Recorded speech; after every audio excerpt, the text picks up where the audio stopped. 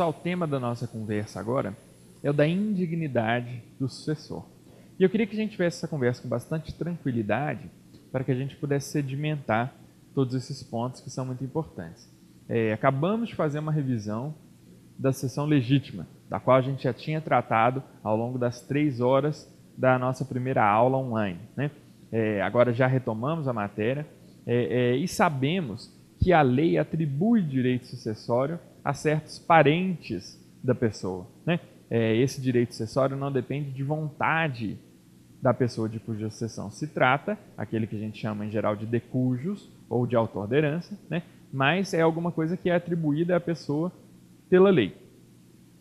Ora, não seria razoável, apesar de ser um direito que é atribuído pela lei e por isso então atribuído de maneira abstrata, que o direito sucessório do parente fosse mantido, apesar de ele ter praticado certos atos que geram repúdio, que geram reprovação social.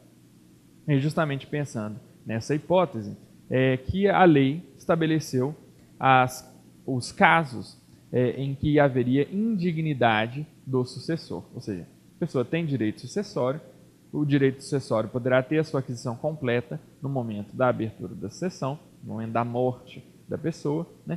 Mas é preciso algum cuidado, porque se essa pessoa praticou certas condutas, poderá ser colocada em questão a possibilidade da sucessão dessa pessoa, em razão de haver uma reprovabilidade da conduta praticada, né?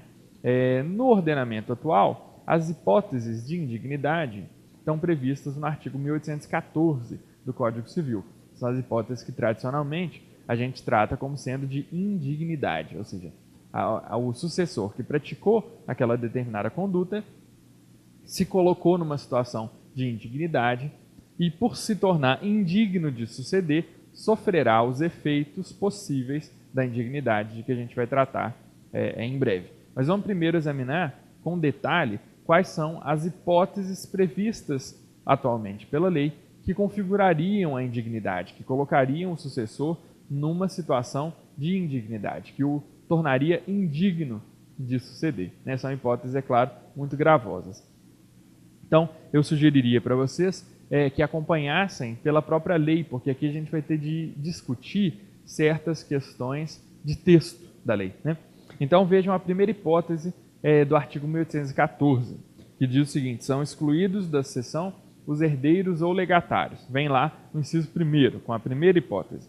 Os que houverem sido autores, vou ler bem devagar, coautores ou partícipes de homicídio doloso ou tentativa deste contra a pessoa de cuja sucessão se tratar, seu cônjuge, companheiro, ascendente ou descendente. Então, agora que já lemos, vamos imaginar aqui quais são as hipóteses que estão sendo pensadas. Primeiro, o Código está tratando de pessoa que é considerada autora, coautora ou partícipe, ou seja, tudo isso está incluído, né? São, obviamente, conceitos que vão ser determinados pelo direito penal, né? O de autoria, coautoria e participação em crime. Todos eles estão abarcados aqui por essa primeira hipótese do artigo 1814.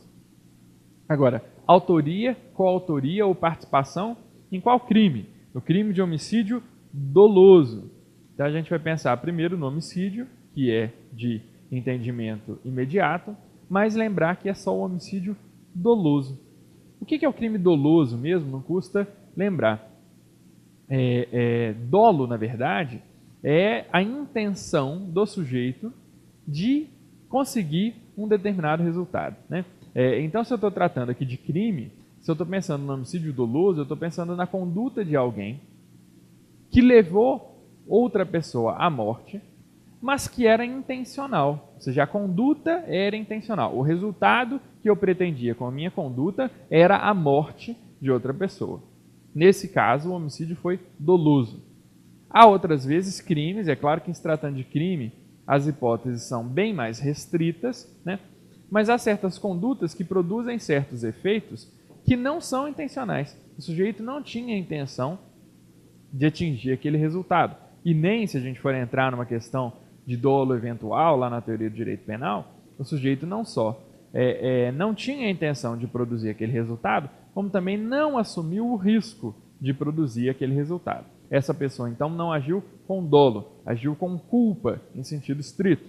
Se a conduta dela gera um resultado que vai fazer com que aquele ato venha a ser considerado um crime, né, porque se enquadre lá dentro de algum tipo penal, etc., né, a leitura feita pelos criminalistas, então esse crime será tão somente culposo, porque não havia intenção de produzir aquele resultado. O homicídio é um crime desses que admite tanto a modalidade dolosa quanto a culposa, porque alguém pode matar alguém com a intenção de matar e alguém pode matar alguém acidentalmente, em razão de uma conduta sua, mas, na verdade, sem ter a intenção de causar aquele resultado morte, né? Então essa distinção é importante. Somente o homicídio doloso, na linguagem do artigo 1814, inciso 1º do Código, é que autoriza a indignidade, ou, na verdade, que configura a situação de indignidade do sucessor. O homicídio doloso, não. Por qual razão? Vamos começar a dar concretude a essa linguagem toda. Imagina a pessoa que está saindo da garagem com o seu carro de ré e que acaba vindo a ser distraída por um fato qualquer. Às vezes pode ser até um fato bem gravoso, bem relevante, mas a grande questão é que ela, ao dar ré com o seu carro, ela atropela um parente e vem a matar esse parente, ou seja, ela não tinha a menor intenção de produzir o resultado morte daquela pessoa. Ela estava saindo com o carro da garagem de ré e veio a ter a sua atenção distraída por uma razão qualquer. Infelizmente, acabou atropelando a outra e desse atropelamento veio o resultado morte. Então, essa seria uma hipótese que configuraria o homicídio doloso, porque alguém matou alguém, mas sem a intenção de atingir esse resultado. É claro que a lei não vai considerar que nessa hipótese o sucessor é indigno. A pessoa não matou o outro dolosamente, né? O crime foi cometido na modalidade culposa. Houve crime, mas na modalidade culposa, porque não se pretendia atingir aquele resultado. Então, isso não traz uma situação, não gera uma situação de indignidade. Então, aquele sucessor não vai ser considerado indigno. Isso é relevante. Faz parte aqui do destrinchamento dessa hipótese prevista no inciso 1º do artigo 1814. Então, já sabemos, em primeiro lugar, que a questão é de autoria, coautoria ou participação em um crime específico, que é o de homicídio, só na modalidade dolosa, ou seja, só quando havia intenção do sujeito de atingir aquele resultado, né? Mas vamos adiante. Estamos lá, o meu código saiu do lugar, mas rapidamente a gente coloca ele no lugar de volta aqui. Agora, tem uma outra questão. Ou tentativa deste. Isso é muito interessante, porque o código aqui admitiu a possibilidade do crime consumado, mas também a possibilidade do crime tentado. Por que aqui é diferente da questão do doloso e do culposo? Porque na questão do doloso e do culposo a gente está levando em conta intenção. Alguém matou, mas não tinha intenção de matar, matou acidentalmente. Então essa conduta não configuraria uma hipótese de indignidade. Agora, a pessoa com a intenção de matar, tentou matar, não conseguiu por uma razão qualquer. Isso é relevante? É claro que é relevante, porque continua sendo reprovável socialmente a conduta daquela pessoa. Ou seja, eu tinha um determinado parente e, por uma razão escusa qualquer, tentei matar esse parente, mas eu queria matar. A conduta que eu pratiquei é na tentativa de matar. Não consegui, ou porque alguém apareceu para salvá-lo, ou porque o meio que eu empreguei deu errado. Mas ainda assim eu tive a intenção de matar. Isso é relevante para que se configure a indignidade. Por isso que o Código Civil prevê a configuração da indignidade, ainda que o crime tenha sido tão somente tentado e que não tenha sido consumado, porque basta a tentativa para configurar a indignidade da pessoa. Porque o que a gente tem que pensar seria razoável, seria justo que alguém que matou o autor da herança, ou que tentou matar o autor da herança, viesse a sucedê-lo, ou seja, obter vantagens patrimoniais do crime que cometeu? É claro que isso, desde sempre, foi considerado injusto, né? E por isso essa hipótese de indignidade não tem no seu cerne nenhuma novidade, né? Mas vamos adiante. O Código não prevê a hipótese de indignidade somente se o crime tiver como vítima o próprio autor da herança. Considerou que há certas pessoas que são ligadas intimamente ao autor da herança e que seria tão indigno cometer o crime contra ele próprio quanto cometer contra certas outras pessoas. E as outras pessoas que estão previstas são o seu cônjuge ou companheiro, ou seja, pessoa que vive, né, com o autor da herança. Não é razoável você imaginar que não haveria indignidade no homicídio doloso, tentado ou consumado contra cônjuge ou companheiro do autor da herança, né? E também seus ascendentes e descendentes. Ou seja, a hipótese é mais ampla, mas ela tem de ser mesmo, porque é tanto socialmente reprovável você imaginar que alguém matou o pai do autor da herança, ou matou o filho do autor da herança, matou o cônjuge do autor da herança, quanto também matar o próprio autor da herança. Essa é, claro que é a situação mais gritante, mas as outras são igualmente repugnantes. E justamente porque são repugnantes é que configuram essa situação de indignidade. Muito bem, isso é para a gente entender com detalhes o que está sendo previsto aqui. Mas tem um porém, e esse porém, hoje em dia, tem causado dificuldades, porque o Código de 2002, que poderia ter resolvido essa controvérsia, deixou de entrar nessa questão. Hoje em dia há no Congresso projetos de lei tramitando com o intuito de alterar o artigo 1814, não só ele, mas outros também, acerca da questão da indignidade, justamente para resolver pequenos problemas ou grandes problemas, e nesse caso aqui é um grande problema, que ficaram no Código, simplesmente porque o legislador não se deu ao trabalho de corrigi-los. Qual que é o grande problema aqui, pessoal? E isso realmente é assim de primeira ordem. É que o Código se referiu a homicídio doloso, usando uma linguagem que é do direito penal, falando em autoria, coautoria, participação, crime tentado. Ou seja, a gente está pensando aqui no crime. E aí a dúvida que a doutrina levantou foi: é necessária a prévia condenação criminal para que eu possa considerar o sucessor indigno? Muito bem. Durante o século XX, nós poderíamos sintetizar esse problema e afirmar que prevaleceu na doutrina do direito civil brasileiro uma visão no sentido de que não é necessária a prévia condenação criminal para que se configure a indignidade. Ou seja, basta a prova do fato, não é necessária a condenação, né? O Caio Mário, que foi um dos defensores desse entendimento, o Caio Mário, que é um dos grandes civilistas do século XX, né? Ele defendia esse entendimento, levantando a questão de que no direito civil belga, no direito civil francês, usando como exemplo esses países da Europa, o Caio Mário sempre gosta muito de fazer uma comparação com o que acontece na Europa, a diferença do direito civil belga e do direito civil francês, que expressamente exigem a prévia condenação criminal para que se configure a hipótese de indignidade, o direito brasileiro não fez essa vinculação. Em momento algum está escrito aqui que é necessária a prévia condenação criminal para que se possa considerar configurada a indignidade do sucessor. Então levantam a bandeira no sentido de que não. É dado ao juiz que vai examinar a questão da indignidade, na esfera não criminal, analisar o fato. E se ele se convencer de que a conduta foi praticada, então ele declararia a indignidade, pouco importa que houvesse ou não condenação prévia criminal. Isso pode parecer que faz sentido. E de fato, em alguns casos, esse argumento tem que ser levado em conta, né? Mas há um outro argumento que seria mais preponderante no nosso contexto contemporâneo, que é no sentido de que ninguém é considerado culpado, segundo a Constituição, até o trânsito em julgado da sentença penal condenatória, ou seja, aquilo que vai se traduzir como sendo o princípio da inocência.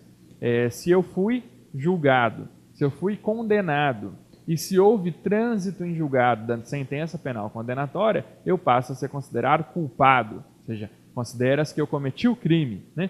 Agora, se eu não fui julgado, se eu não fui condenado, e se não houve o trânsito em julgado da sentença penal condenatória, eu não cometi o crime, pelo menos é essa a presunção que vigora em meu favor. Então, esse é o argumento que se tem levantado para dizer que não seria possível é a declaração da indignidade se não tiver havido o trânsito em julgado dessa sentença penal condenatória. E aí é claro que, de um lado, alguns poderão dizer, seguindo a linha lá do Caio Mário, que é dado ao juiz que vai examinar a questão da indignidade apurar se houve ou se não houve a configuração da conduta. Mas a grande questão é que a análise criminal é muito diferente da análise que se faz no plano do direito civil, né? Lá dentro da estrutura do direito penal, o juiz vai estar preparado para examinar a questão de coautoria, a questão de participação, a própria questão de autoria, o crime tentado, a prescrição, quando for o caso, tudo isso para ele é do dia a dia.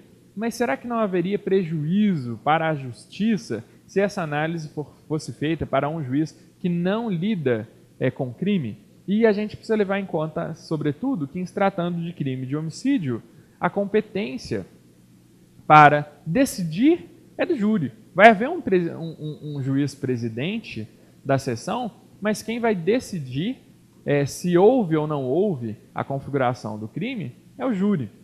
Será que a gente poderia atribuir a possibilidade dessa análise ao juiz que vai examinar a indignidade? É claro que a gente não vai pensar, num sentido mais formalista, em termos de até mesmo incompetência do juiz, porque ele vai analisar tão somente a declaração de indignidade. Ele não vai analisar o crime no sentido de atribuir efeitos ao crime, né? Ainda que ele entenda que a conduta foi praticada, aquela conduta que no direito penal configura o crime, ele só vai poder tratar dessa conduta para fins de indignidade. Ele não vai poder condenar ninguém à pena de reclusão ou qualquer outra pena prevista pelo direito penal. Isso não, porque senão de fato haveria um problema de incompetência, né?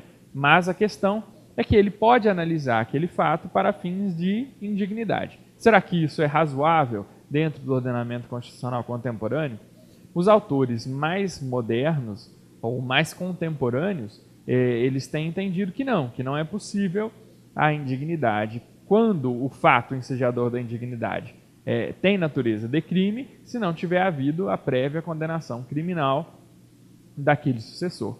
Isso é de fato muito interessante para pelo menos 90% dos casos, né?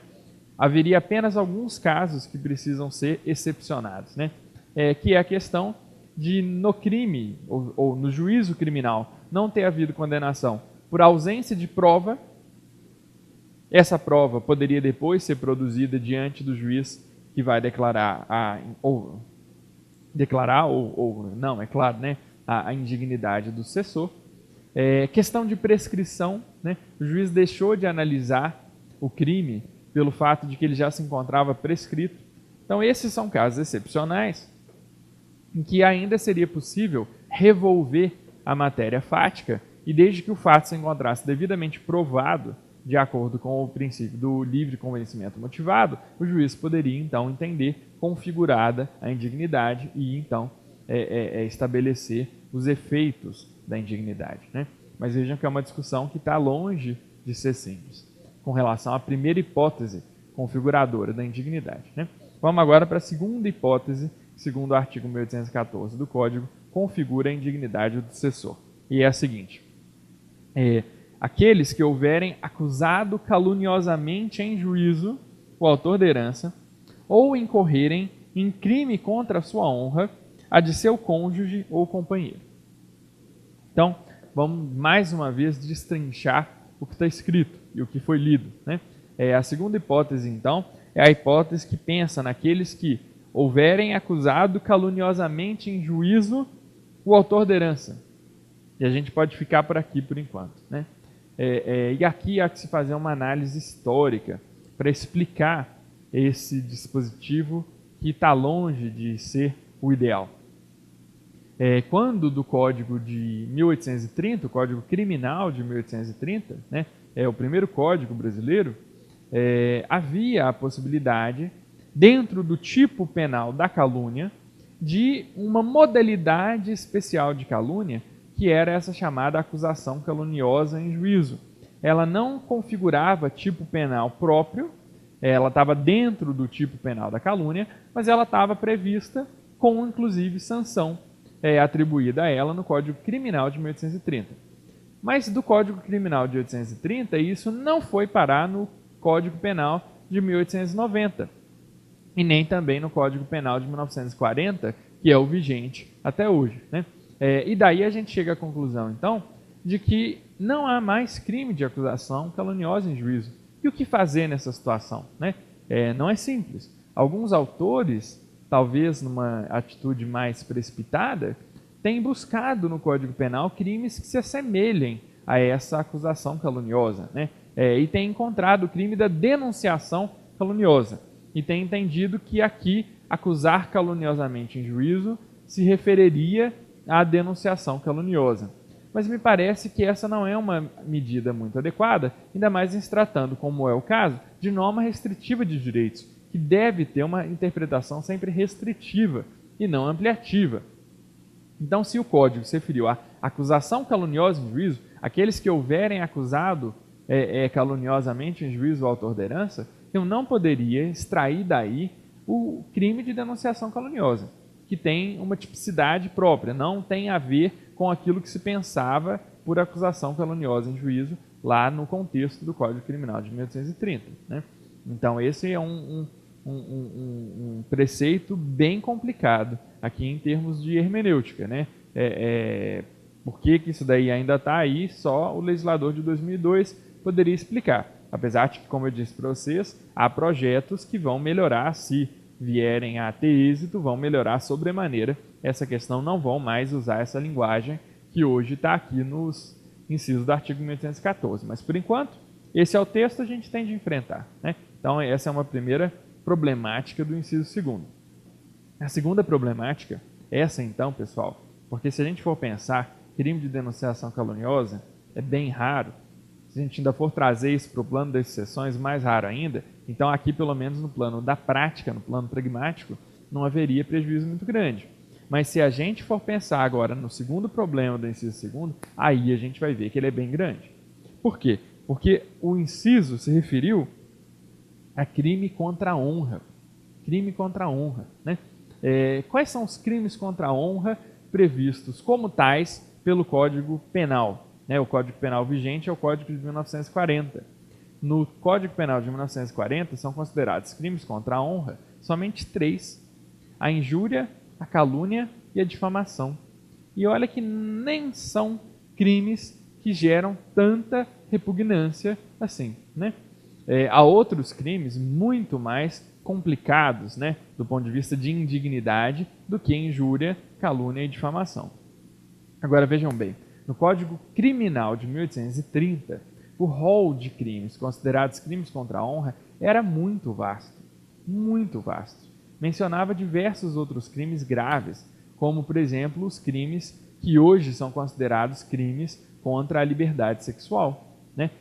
Imaginem vocês a hipótese de uma pessoa estuprar um parente e depois vir a ser chamada a sessão desse parente. Isso é muito grave, né? Muito grave mesmo. E por isso que no contexto do século XIX estava tudo ok, porque ali já havia essa questão do crime contra a honra, mas os crimes contra a honra eram muitos no Código Criminal de 1830. O problema é que já o Código Penal de 1890 restringiu o número dos crimes considerados crimes contra a honra.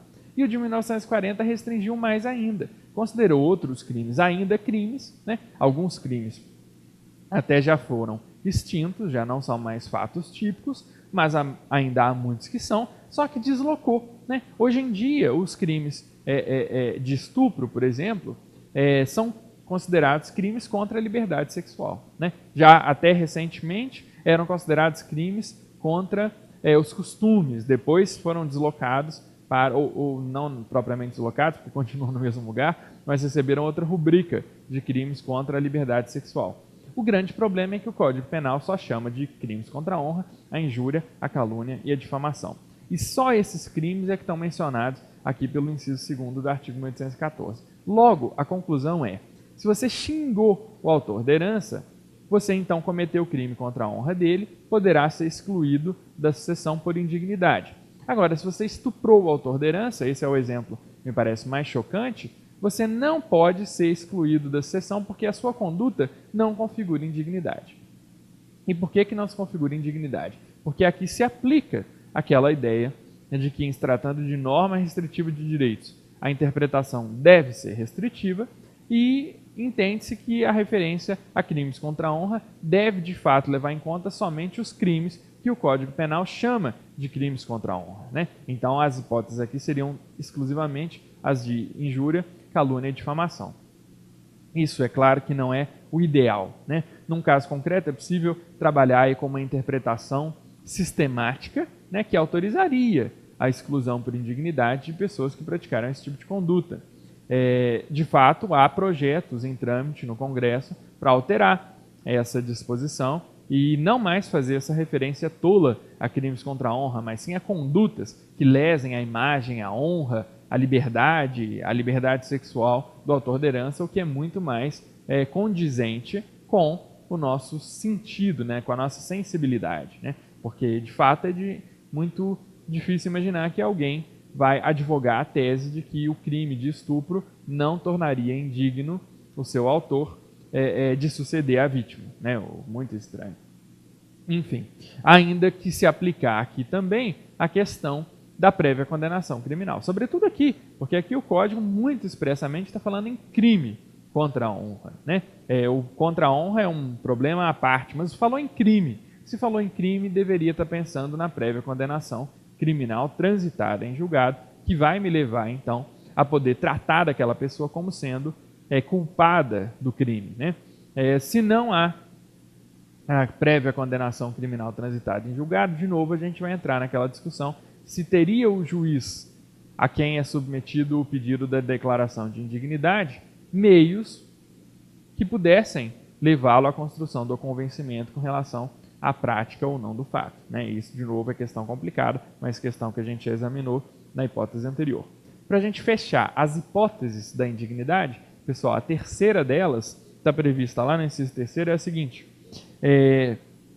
são excluídos, né, voltando ao caput, são excluídos da sucessão os herdeiros ou legatários que, por violência ou meios fraudulentos, inibirem ou obstarem o autor da herança de dispor livremente dos seus bens por ato de última vontade. Ou seja, resumindo isso daqui, é o que a gente chama de ato atentatório à liberdade de testar. Ou seja, sabendo o parente que o seu parente pensa em dispor de seu testamento de forma que lhe é prejudicial, né, obsta a liberdade de testar, obsta o exercício da liberdade de testar do seu parente, que acaba não deixando o testamento, ou deixando o testamento com disposições diferentes daquelas que pretendia estabelecer, e com isso há um benefício para aquela pessoa. Essa pessoa, então, que praticou essa conduta, obviamente que vai ser taxada de indigna de suceder. Pessoal, é isso aí.